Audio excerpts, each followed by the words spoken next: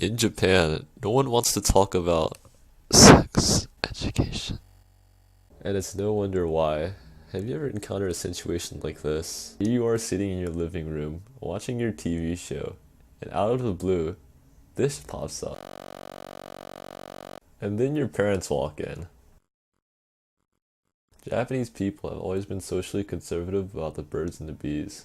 Sex education in Japanese high schools is often forgotten about. In fact, in most cases, it's actively avoided. When a Japanese girl gets pregnant, there is no support given to them by the schools. Most actually end up dropping out of school because the standard is that Japanese girls shouldn't get pregnant.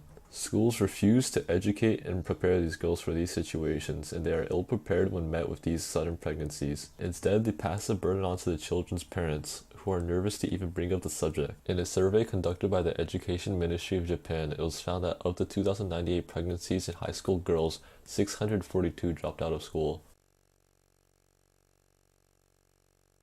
Japanese people are conservative in skin-to-skin contact in general. Japanese people do not kiss or hug in greetings. Even handshakes will not happen between men and women.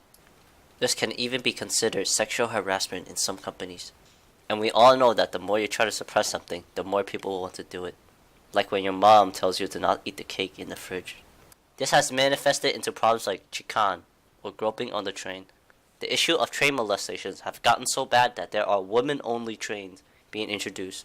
Issues like sex crimes are very unlikely to be taken up against by the Japanese government. Efforts in trying to stop these problems taken by the government seem to not work at all. Because we are talking about the birds and the bees, a fitting analogy for this would be flowers. Sex in Japan is just like flowers. The majority of people can agree that everyone likes flowers, but it seems that the Japanese society as a whole has a severe seasonal allergy to the pollen that the flowers release.